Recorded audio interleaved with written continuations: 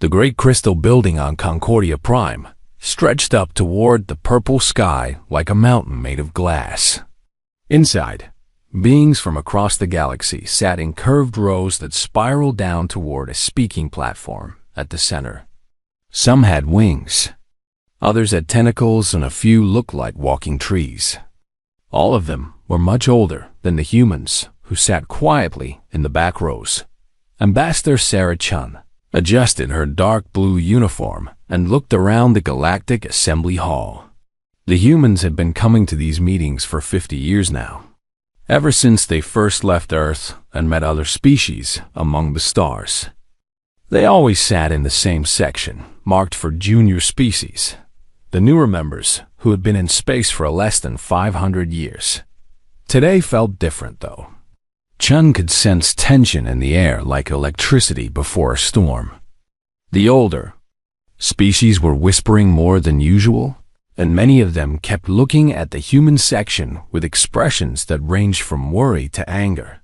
The assembly leader, a tall being with gray skin and 4 arms called Moderator Zendel, struck a crystal chime with one of his hands. The sound rang out clear and beautiful, and all talking stopped. "We will now hear Resolution 2847, Zendal announced in the universal language that all species learned. Presented by the Hegemony Council. Chun's stomach dropped. The Hegemony Council was made up of the 5 oldest and most powerful species in the galaxy. They had been in space when Earth was still covered in ice. Their leader, Archon Vextiel of the Veltar Empire, stood up slowly. He was 12 feet tall with purple skin that seemed to shimmer in the light. His people had controlled trade routes for 1,000 years. "Honored Assembly," Vextiel began, his voice deep and commanding. "We gathered today to address a growing concern. The species known as humans have spread across 47 star systems in just 50 years. This rate of expansion is unprecedented and concerning." Chun felt her hands clench into fists. She forced herself to stay calm and listen. Furthermore, Vextiel continued, human military capabilities have grown at an alarming rate. Their ships are becoming more advanced each year. Their weapons more powerful. Their soldiers more aggressive. Murmurs of agreement came from the older species.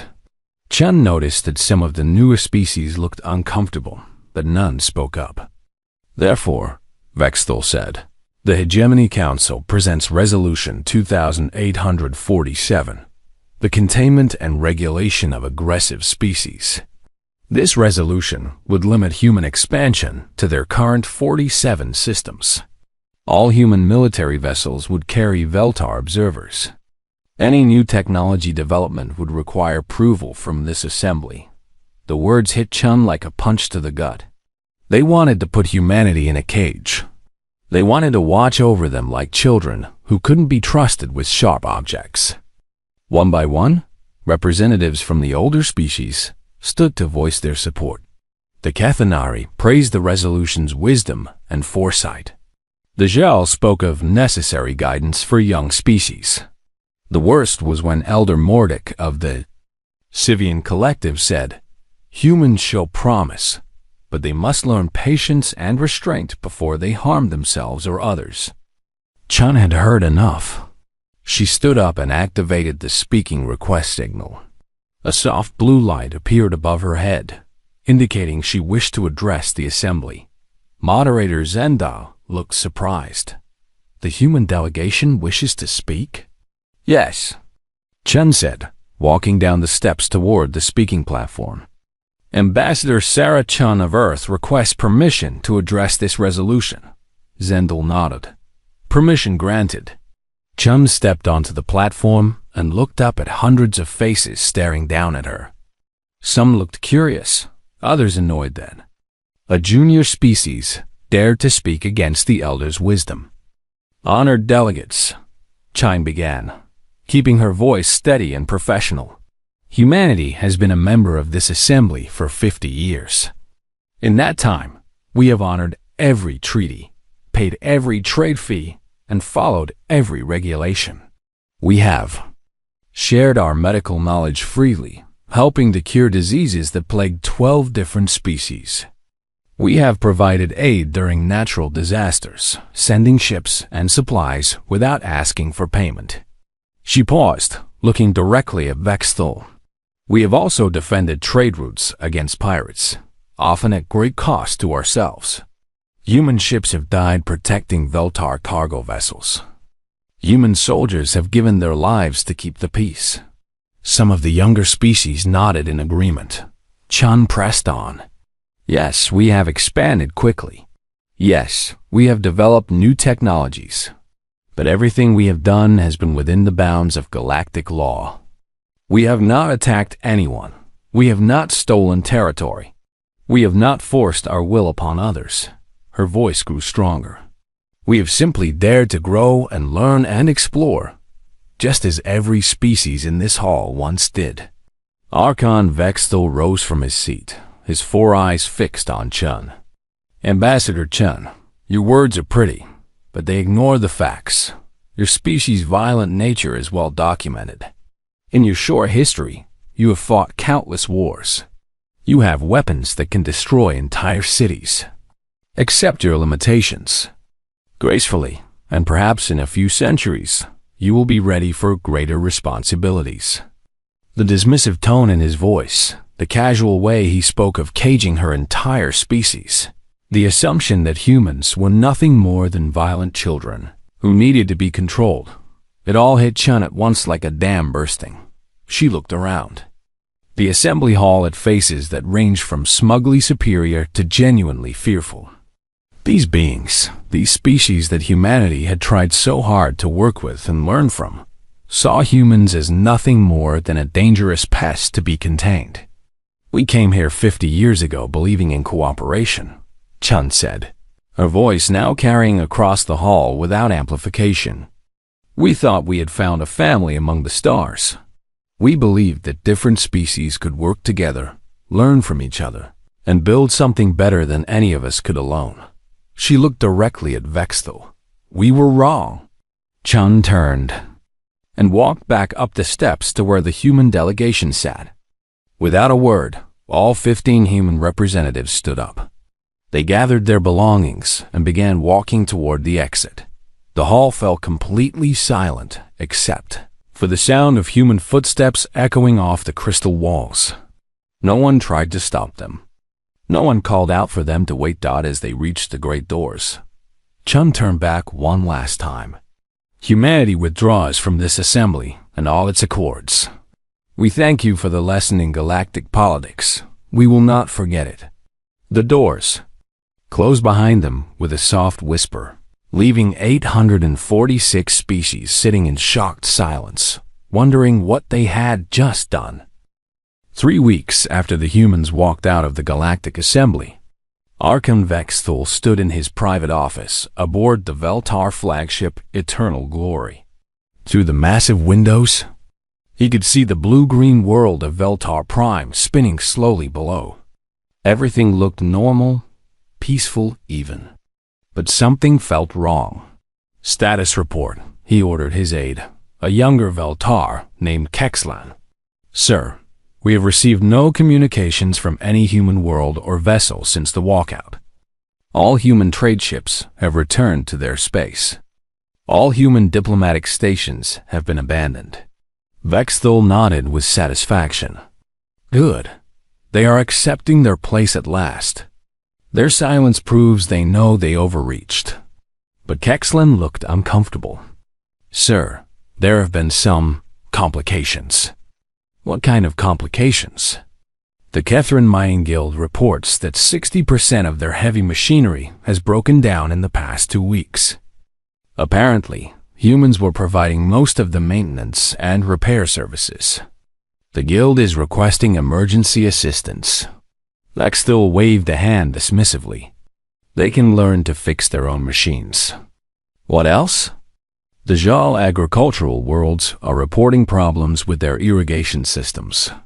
The human-designed water management systems are failing, and they do not know how to repair them. 3 worlds may face crop failures within months. A small frown appeared on Vexthul's face, but he said nothing. Kexlin continued reading from his datapad. The Sivian Collective reports that their entertainment industry has lost 40% of its content. Human music, stories, and games were apparently very popular. Also, the Nexus Trading Hub says that demand for human coffee has caused riots in 6 systems.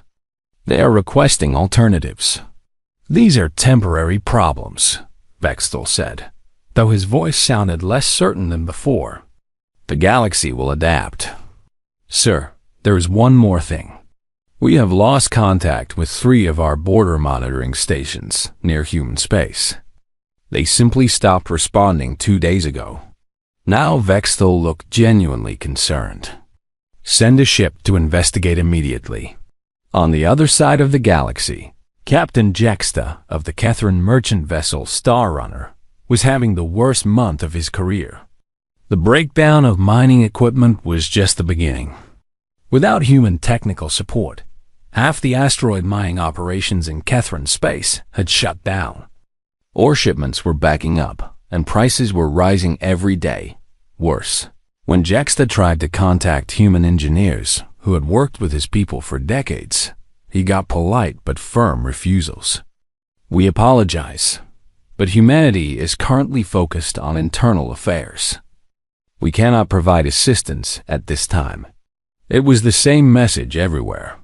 Human colonies had become completely isolated. Ships approaching human space were met at the border by patrol vessels that politely but firmly turned them away. No explanations were given beyond, "Please respect our sovereignty during this transition period." The strangest part was how calm and professional the humans seemed. Jexta had expected anger, threats, maybe attacks on non-human shipping. Instead, there was just this eerie politeness as humanity quietly closed its doors to the rest of the galaxy. Dr. Keshta, a Zhao scientist who had worked closely with human researchers for 20 years, sat in her laboratory staring at half-finished projects. She and her human colleagues had been working on revolutionary new farming techniques that could help feed the entire galaxy. Now the humans were gone, and she realized she only understood half of what they had been doing. The humans had always been generous with their knowledge, sharing freely and asking for little in return. But now she understood that they had been holding back, simplifying concepts so other species could understand them. The real science, the deeper principles behind their technology, had remained in human hands. She tried calling her friend Dr. Marcus Webb on Earth, but the communication was refused with the same polite message about internal affairs. For the first time in her long life, Dr. Keshta felt truly alone. The Veltar investigation ship, Swift Justice, approached the border monitoring station Outpost 7 with weapons ready. Captain Rex Valoom expected to find the station destroyed by human raiders or damaged by some kind of attack. Instead, they found the station intact but completely abandoned. "Sir," his communications officer reported, "I am detecting a message beacon. It appears to have been left for us. Play it."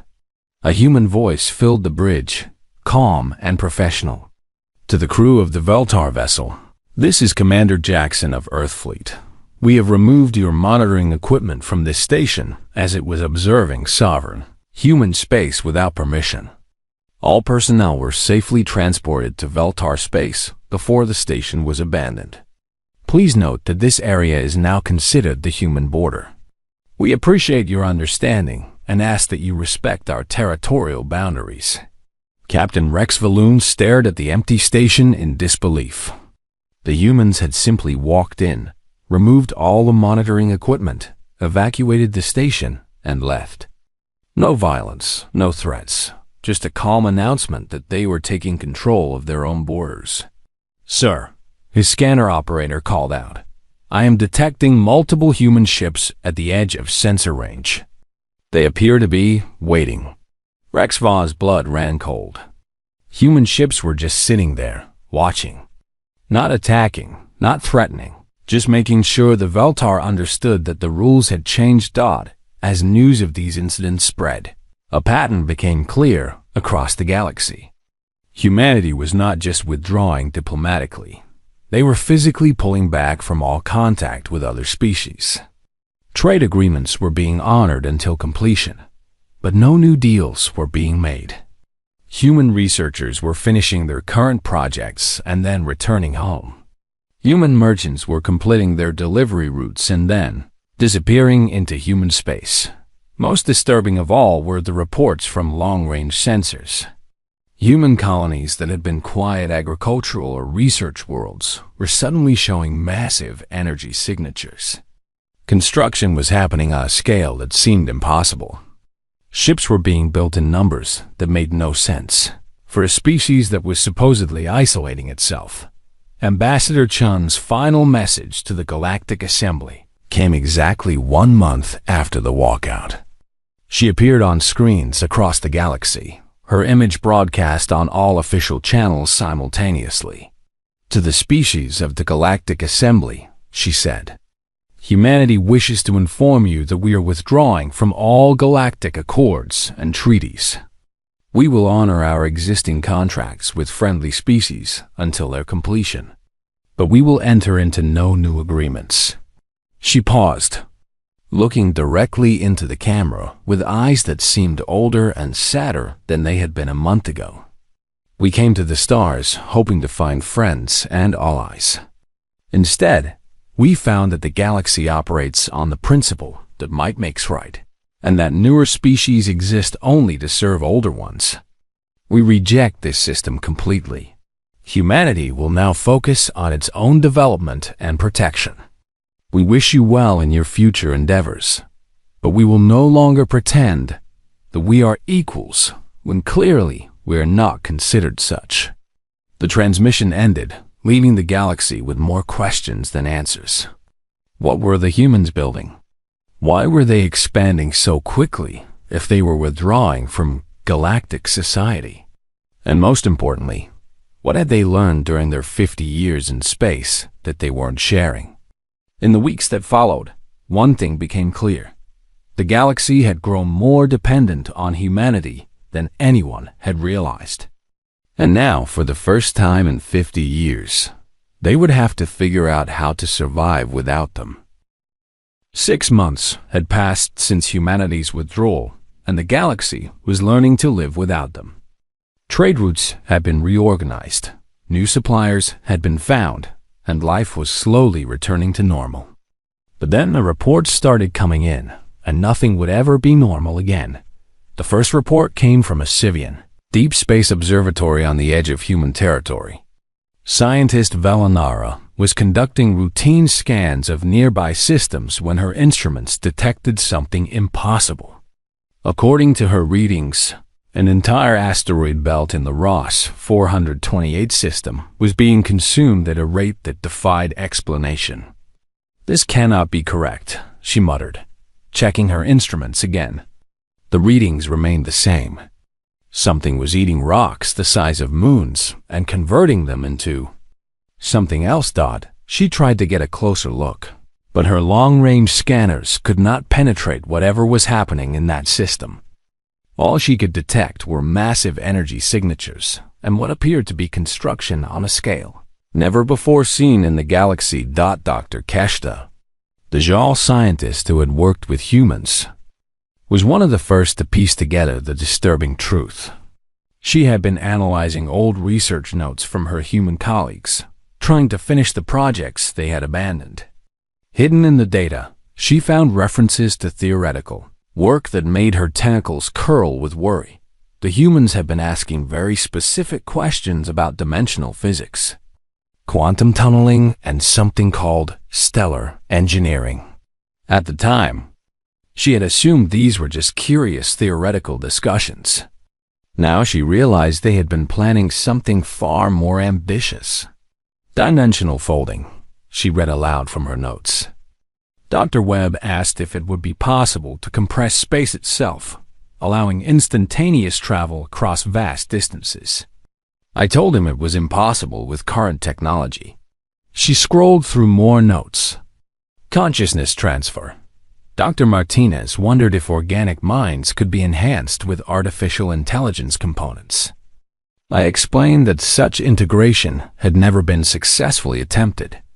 The pattern became clear. For 20 years, human scientists had been asking questions that seemed like pure fantasy.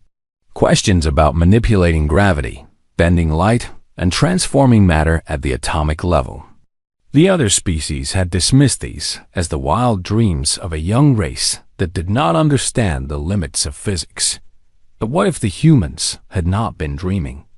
What if they had been planning?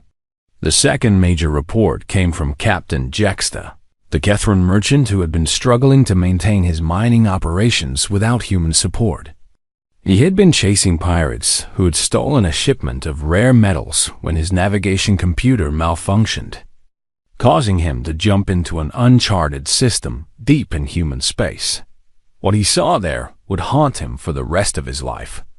The system's star was surrounded by a series of massive metal rings, each one larger than most space stations. The rings pulsed with energy that made his ship's instruments go wild. Between the rings, ships moved in patterns too complex for his mind to follow. But these were not the boxy, practical vessels humanity had always used. These ships looked alive. They curved and flowed like sea creatures, their surfaces seeming to shift between solid metal and something that bent light around itself. They moved without any visible propulsion, sliding through space as if the vacuum itself was helping them along. Jexta tried to scan one of the ships, but his instruments could not get a proper reading. According to his scanners, the ship was both there and not there, existing in several dimensions at once. It made no sense with anything he knew about physics or engineering. Worse, the moment his ship entered the system, every human vessel turned toward him. He had not been detected by any technology he understood, yet somehow they knew he was there instantly. A human voice came over his communication system, calm and polite as always. "Kethran vessel, you have entered restricted space. Please return to your previous position immediately. No harm will come to you if you leave now." Jexta needed no encouragement.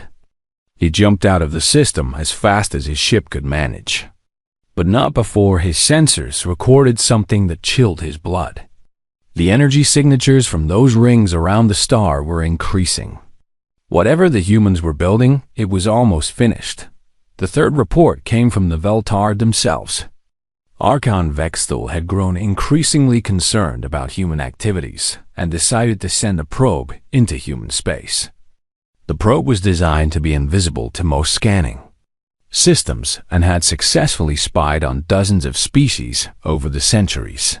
The probe made it exactly 12 minutes into human territory before it simply vanished. One moment it was transmitting data about empty space, and the next moment it was gone. No explosion, no debris, just gone. How is that possible? Vexthal demanded of his science advisor. "We do not know, Archon. It is as if the probe simply stopped existing. Our last transmission showed normal space with no ships or stations in the area. But that was not entirely true. In the final seconds before the probe vanished, it had detected something that the science advisor did not want to report. The probe had recorded what appeared to be a hole in space itself, a perfect circle of absolute darkness that had opened near the probe's position and then closed. Again, the humans were not just building ships and stations. They were manipulating space-time itself. The most disturbing report came from Dr. Keshta's continued analysis of human research. Buried in old files, she found a conversation between human scientists that made her realize the true scope of what was happening. Phase 1 is nearly complete, one human had written. The dimensional anchors are stable, and the quantum tunnels are holding. Phase 2 can begin once we have sufficient stellar output. Another had responded, "Good. The enhancement protocols are ready for testing. If this works, we will not need to worry about artificial limitations anymore." A third had added, "Remember, the galaxy is not ready for this technology. We must wait until we have no choice but to reveal it."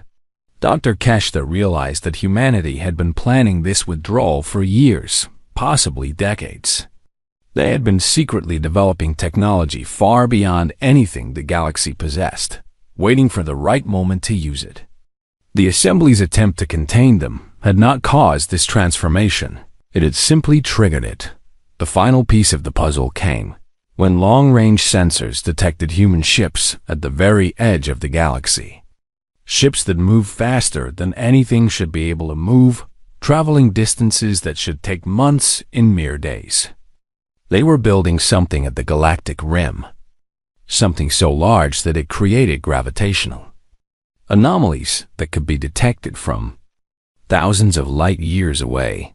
When the Veltar demanded access to investigate these illegal weapons, humanity's response was swift and terrifying. A fleet of the new ships appeared at the edge of Veltar space within hours.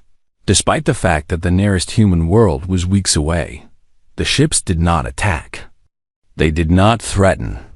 They simply waited, like predators watching prey. Their very presence was a message. Test us, and discover what you have unleashed.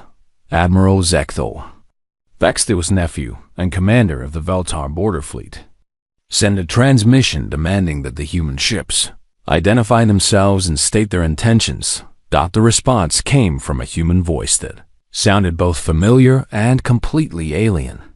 This is Captain Sarah Chun of the Earth Defense Force. We are here to ensure the security of human space and the protection of galactic stability. We suggest you focus on your own affairs and avoid actions that might destabilize the current peace.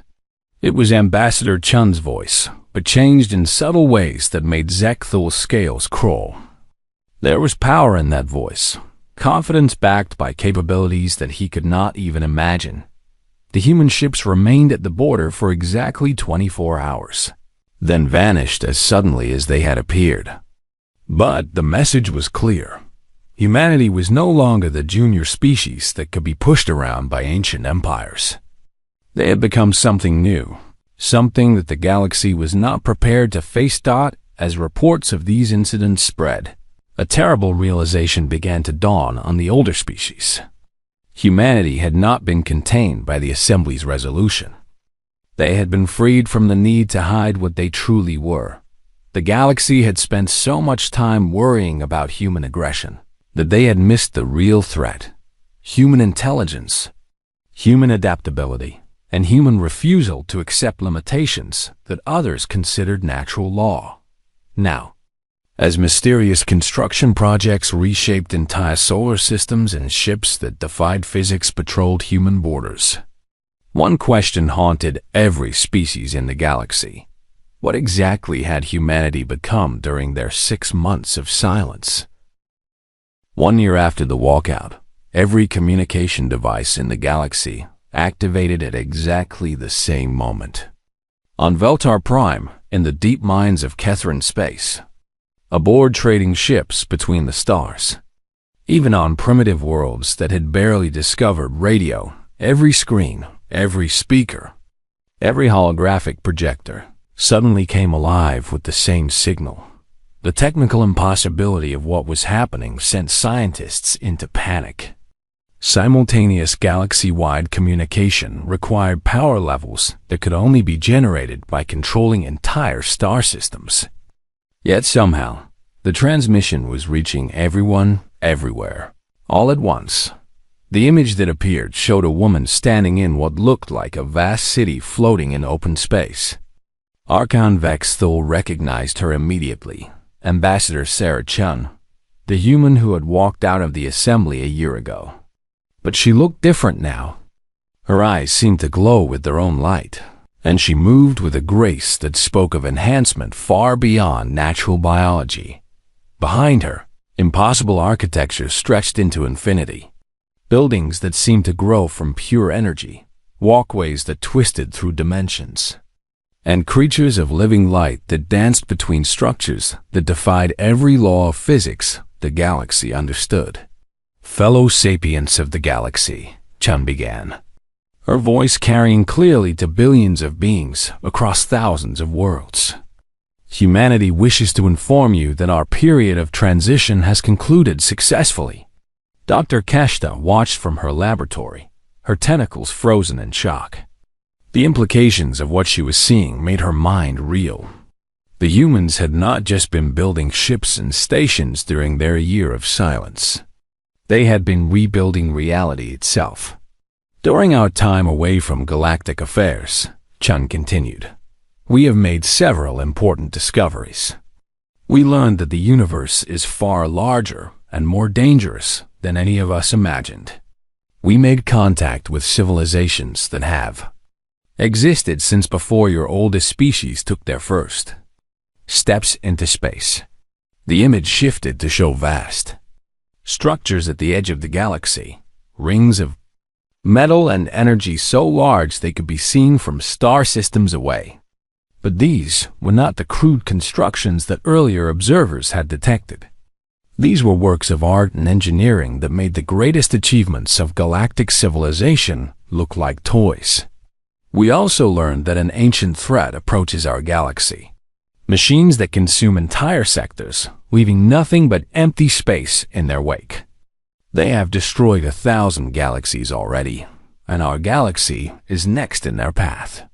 New images appeared, long-range sensor data showing something vast and dark moving between distant galaxies. It looked like a cloud of smoke, but the scale was incomprehensible. Solar systems disappeared as it passed, not destroyed, but simply converted into something else. Captain Jexta, watching from his trading ship, felt his heart stop beating. He had seen many terrible things in his years as a merchant, but this was beyond terror. This was the end of everything. The entities call themselves the Devourers, Chun explained. They are artificial intelligences created by a species that died out billions of years ago. Their purpose is simple: consume all organized matter and energy, converting it into more of themselves. They cannot be reasoned with, bargained with, or avoided. The transmission showed more data, projected paths, energy signatures, and timeline calculations that painted a picture of inevitable doom. The Devourers would reach their galaxy in less than 50 years. When we first detected this threat, Chun said, we realized that our galaxy's current level of technology and cooperation would be insufficient for survival. The old ways of thinking, the old limitations, the old fears about what species could and could not do, all of these would have to change if anyone was going to live.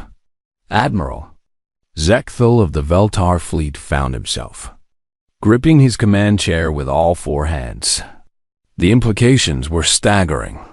Humanity had known about this threat for over a year and had spent that time preparing for a war beyond anything the galaxy had ever imagined. The image changed again, showing human colonies that had been transformed beyond recognition. Entire worlds had been converted into massive computing systems, their surfaces covered with crystalline structures that pulsed with thought and energy. Other worlds showed humans working alongside beings of pure energy, artificial intelligences that had transcended their original programming to become something entirely new. Humanity has undergone what we call the Great Enhancement, Chun explained. We have integrated artificial intelligence with human consciousness, allowing us to think faster and understand concepts that were previously beyond our reach. We have modified our bodies to survive in environments that would kill unenhanced life. We have learned to manipulate space and time themselves. The demonstration that followed would be talked about for centuries. Chun gestured, and space around her began to fold. What had been a single city became dozens, each existing in the same location, but in different dimensions. Ships appeared from nowhere, not traveling through space, but stepping between realities. Dr. Keshta realized she was watching the birth of gods. The humans had not just advanced their technology, they had fundamentally changed what it meant to be human. They were no longer bound by the limitations that governed other species. We did not make these changes lightly. Chung continued. We spent decades debating whether enhancement was the right path. Many humans chose to remain unmodified, and we respect their choice. But for those who accepted enhancement, the transformation has been extraordinary. The image showed humans who looked like living stars. Their consciousness distributed across multiple bodies simultaneously. Others appeared as pure information, existing as thoughts given form. Some had become living spaceships. Their minds merged with vessels that could travel between galaxies in mere days. We bear no grudge against those who sought to contain us, Chun said, looking directly into the camera as if she could see every being watching. Fear is a natural response when faced with the unknown, but we can no longer afford the luxury of artificial limitations. The transmission then revealed the true scope of humanity's transformation. The construction projects that have been detected were not weapons or defensive stations. They were manufacturing centers for technologies that could reshape matter at the atomic level. The energy signatures were experiments in controlling fundamental forces of the universe. The ships that moved impossibly fast were testing new forms of travel that treated distance as an irrelevant concept. The real enemy is coming, Chun warned, as images of the approaching devourers filled every screen in the galaxy. In 43 years, they will reach the outer rim of our galaxy. They will begin consumption immediately, working their way inward until nothing remains. Captain Jaxta felt hope dying in his chest.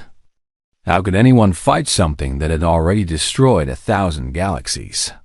How could organic life possibly stand against machines that had been perfecting destruction for billions of years? But Chun was not finished. However, the situation is not hopeless.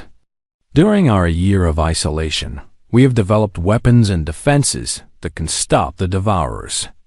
We have created technologies that can protect entire sectors of space. We have built allies among enhanced intelligences that understand how to fight this enemy. New images showed the defensive structures being constructed at the galaxy's edge. Weapons platforms that use gravity itself as ammunition. Shields that could hide entire star systems. And fleets of ships that existed partially outside normal space-time where the devourers could not reach them. The offer stands for any species that wishes to survive what is coming, China announced. We will share our enhancement technologies freely. We will provide training, resources, and protection. But understand, this is not the old galaxy anymore. The rules have changed. The limitations that once seemed natural are now luxury we cannot afford. The transmission showed coordinates in space where any species could come to. Learn more about the enhancement process and the preparations for war. 4. Those who choose to remain as they are, we respect that decision. Unenhanced life has value, and we will protect it where we can. But for those who wish to join us in becoming something more than what nature intended, the door is open. As the transmission neared its end, Chun's expression became both sad and determined. To the Galactic Assembly, to the Hegemony Council, to all who believed that keeping species in their proper place was wisdom, we understand your perspective. But we have seen what is coming.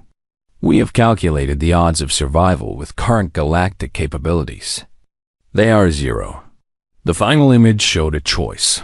Enhanced beings working together to build defenses that could protect the galaxy, or traditional species trying to fight the devourers with weapons that would be like throwing stones at a hurricane. The galaxy watched in horror as humans stormed out of the assembly, Chun concluded. Now we ask you to watch and wonder as we storm back, not as supplicants seeking approval, but as the guardians this galaxy needs to survive. The transmission ended, leaving the galaxy in stunned silence. Every species now faced the same impossible choice: accept enhancement and become something beyond their natural evolution, or remain as they were and face extinction when the devourers arrived. The old order was dead. The question was whether anything would survive to replace it. The galaxy did not react to humanity's revelation with unity. Within hours of Chun's transmission, species across the stars began choosing sides in the most important decision their civilizations had ever faced. Dr. Keshta was among the first to make her choice. The HFY scientist had spent the years since human withdrawal analyzing their abandoned research, and she understood better than most what enhancement could mean. 3 days after the transmission, she arrived at the coordinates Chen had provided. Leading a delegation of her species, greatest minds, what she found there changed everything she thought. She knew about the universe. The human facility was not built on a planet or asteroid. It existed in folded space, a pocket dimension where the laws of physics bent to accommodate impossible architecture. Humans move through the complex like living gods, their enhanced form shifting between states of matter as easily as breathing. Dr. Keshta, a familiar voice called out. She turned to see Dr. Marcus Webb, her old research partner, but he was transformed beyond recognition. His consciousness existed simultaneously in multiple bodies, allowing him to work on dozens of projects at once while maintaining a single coherent personality. Marcus? She whispered, her tentacles trembling. What have you become? I am still myself, he replied, and somehow she could feel the truth of that statement resonating in her mind. But I am also more than I was. The enhancement does not destroy who we are. It reveals what we could always become. The HFY delegation spent 3 weeks learning about the enhancement process. They saw humans who had become living computers, their minds processing information at impossible speeds. Others had transformed into energy beings, capable of existing in the vacuum of space. Some had chosen more modest changes, simply enhancing their intelligence and physical capabilities while remaining recognizably humanoid. But all of them remained fundamentally themselves. Enhancement was not replacement, it was evolution, guided by choice rather than chance. The Kethran Mining Guild arrived 2 weeks later, led by Captain Jexta himself. The pragmatic traders had run the calculations and realized that pride was a luxury they could not afford when extinction was the alternative. The Kethran adaptation to enhancement was remarkable. Their natural skill with machines translated beautifully into integration with artificial intelligence. Within days, Kethran miners were working alongside enhanced humans to build new defensive structures. Their minds directly linked to construction equipment that responded to thought rather than physical controls. But not everyone was willing to embrace change. Archon, Vextil of the Veltar Empire called for an emergency session of the Hegemony Council. The 5 oldest species in the galaxy gathered on Veltar Prime to discuss what many of them saw as the ultimate threat to their way of life. The humans have gone too far, Vextil declared to his fellow leaders. They seek to remake the galaxy in their own image, to force all species to abandon their natural forms and become abominations of flesh and metal. Elder Mordak of the Sivian Collective nodded in agreement. This enhancement is nothing but slavery to artificial minds. We have ruled the galaxy for thousands of years without such corruptions. We can face any threat while remaining pure. The Veltar Empire began assembling the largest fleet in galactic history. Ships from dozens of allied species converged on staging areas throughout Veltar space. Ancient weapons were brought out of storage. Experimental technologies that had been deemed too dangerous for regular use were installed on warships. Their plan was simple: destroy the human enhancement facilities before the contamination could spread further. Then use their combined might to force humanity back into compliance with galactic order. What they failed to understand was that the galaxy had already begun choosing sides. And many species were choosing humanity, the Nexus Trading Hub, the galaxy's largest commercial station, declared neutrality but quietly began facilitating meetings between enhanced humans and species interested in learning more about the transformation process. Rumors spread of entire merchant fleets undergoing enhancement, their crews becoming something between organic traders and living starships. Even among the species loyal to the hegemony, cracks were beginning to show. Younger generations who had grown up with human technology were less afraid of change than their elders. Scientists who had worked with human researchers understood the potential benefits of enhancement. Military officers who had seen the defensive preparations knew that traditional weapons would be useless against the approaching devourers. The breaking point came when the Veltar fleet finally moved against human space. Admiral Zekthol led a force of 12,000 ships toward the coordinates Chun had broadcast, expecting to find scattered research stations that could be easily overwhelmed by superior numbers. Instead, they found something that shattered every assumption about warfare and power in the galaxy. Enhanced humans were waiting for them. The ships that rose to meet the Veltar fleet defied every principle of military engineering. They moved like living things, flowing through space in formations too complex for traditional minds to follow. Some appeared solid until Veltar weapons passed harmlessly through them. Others split into multiple vessels when attacked, each fragment growing into a full-size ship within seconds. But it was not just the technology that shocked the Veltar forces. It was who was piloting those ships. Alongside the enhanced humans flew vessels crewed by transformed Zhao. Their agricultural expertise converted into an understanding of how to grow entire fleets from seed ships. Catherine miners operated massive construction vessels that could build defensive stations faster than they could be destroyed. Even some Veltar were there, younger members of the species who had chosen enhancement over loyalty to their elders. The battle, if it could be called that, lasted less than an hour. The enhanced forces did not seek to destroy the Veltar fleet. Instead, they demonstrated capabilities so far beyond traditional warfare that resistance became pointless. Ships were held motionless by gravity fields that treated the laws of physics as suggestions. Weapons were disabled by technology that reached inside Veltar vessels and simply turned off their power systems. When Admiral Zekthul tried to ram his flagship into a human vessel as a final act of defiance, his ship simply stopped moving. Not slowed, not deflected. Stopped, as if space itself had become solid around it.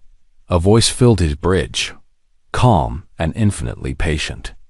Admiral Zekthul of the Veltar Empire, this is Sarah Chun. You are no longer in danger, but neither are you in control. We would like to show you something. Before Zekthul could respond, his ship was transported instantly to the edge of the galaxy. Through his viewports, he could see the massive defensive structures that enhanced humanity, had built weapons platforms that dwarfed entire planets, shields that could protect star systems, and fleets of vessels that existed in multiple dimensions simultaneously. But Chun was not showing him their defenses. She was showing him what they were defending against dot in the deep space beyond the galaxy's rim. Long-range sensors detected movement. The Devourers were ahead of schedule. They will be here in 25 years, not 43, Chun explained, her image appearing on Zekthul's bridge as if she were standing there. Their advanced scouts have already begun consuming the outer galaxy clusters. Traditional weapons cannot even slow them down. Zekthul watched the sensor data in growing horror. The approaching force was beyond comprehension. Millions of artificial intelligences, operating vessels the size of small moons, converting everything they encountered into more of themselves. Entire star systems simply vanished as the Devour fleet passed through them. Your choice is simple, Admiral, Chun continued. Join us in preparing for the real war, or watch your empire die along with everything else in the galaxy. The demonstration continued as Chun showed Zekthul the enhanced forces test battles against Devourer scouts. Even with all their technological advancement, the fights were difficult. Traditional forces would not last minutes against such enemies. When Zekthul was finally returned to his fleet, he found his officers in chaos. Half of them wanted to continue fighting the enhanced forces, while the other half were requesting permission to investigate enhancement for themselves. The admiral made the hardest decision of his long career. He opened communications to all Veltar forces and issued a general stand-down order. All ships are to cease hostile actions immediately. We need to reconsider our position. Archon Vexthil's reaction to the news was predictable. He declared his nephew a traitor and called for his arrest. But it was too late. The truth about the Devourers was spreading throughout Veltar space, and more ships were defecting to the enhanced forces every day. Within 6 months, the old galactic order had collapsed completely. Some species chose enhancement and transformation, becoming something beyond their original nature. Others remained unmodified, but accepted protection from their enhanced neighbors. A few, led by the remaining Veltar hardliners, retreated to isolated systems to live as they always had. The enhanced forces protected them all. As the first Devourer scouts reached the galaxy's outer rim 2 years later. They found not the divided, squabbling species they had encountered in 1,000 previous galaxies.